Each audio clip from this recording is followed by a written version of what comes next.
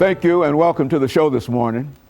The topic this morning is the 50th anniversary of the sit-in movements in the South. And of course, the sit-in movements were not confined to the South, but we do have with us as our first guest today, Miss Elizabeth McClain, a professor at Tennessee State University and also a participant in the sit-in movements in Nashville, Tennessee.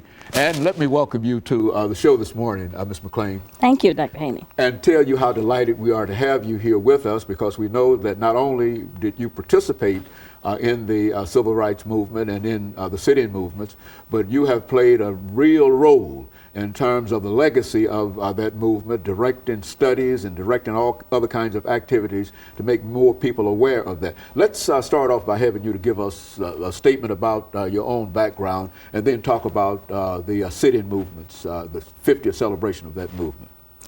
I was a student at Bethune High School in Piedmont, Alabama, when my brother came to Nashville to Tennessee State University. I graduated, and then I came to Tennessee State in 1961. I am the second oldest of 8 children. My brother was in the sit-ins, my brother's in the stand-ins, and went on the Freedom Ride. And so when I came to Nashville, I joined NCLC and the student movement, and I did the same thing. As a freshman? As a freshman at Tennessee State. Nashville's movement actually began with Kelly Miller Smith going to Atlanta and joining Dr. Martin Luther King when they organized the Southern Christian Leadership Conference. Dr.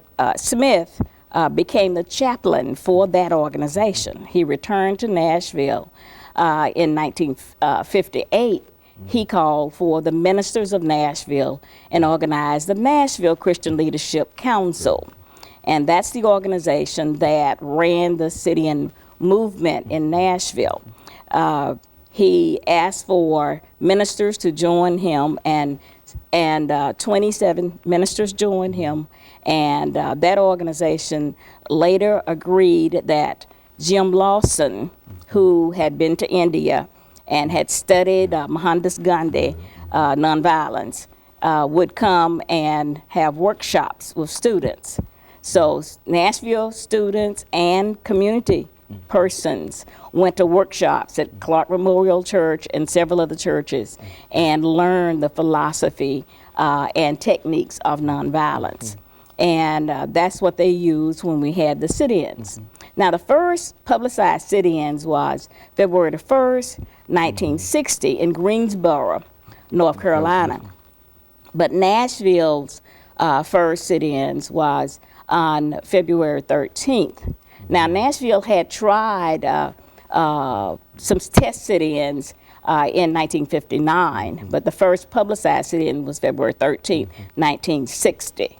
The sit-ins went okay. They sat, they closed the counters, and then the students left. They went again 3 more times before there was violence. The violence came in on February 27th, and hoodlums hit students, knocked students off their stools. One young man was pushed over the counter, and the police sat and watched as these things happened. And then the police arrested these nice, well-groomed students for disorderly conduct. And they continued these sit-ins throughout this period.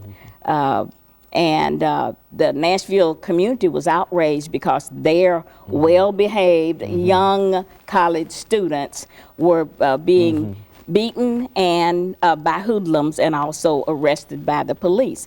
And the total community rallied around these students. They continued the sit-ins.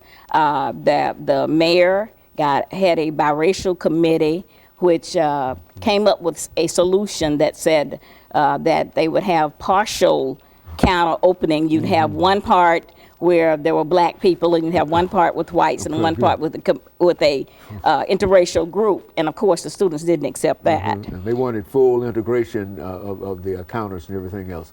And of course, Ms. McClain, we're getting ready for our first commercial break, after which we have two other members of your group who will talk about their experiences dealing with some of the things that you've already laid out. And I think that with that kind of information, they can then get into talking about some of their experiences, because these will be the women of the movement, and later on we will deal with the men of the movement. And I think that the women of the movement sort of experience something that now both experience terror, but at the same time it's women and then men. How were the women treated as over against the men? And of course we'll be back with our audience following this very, very short commercial break.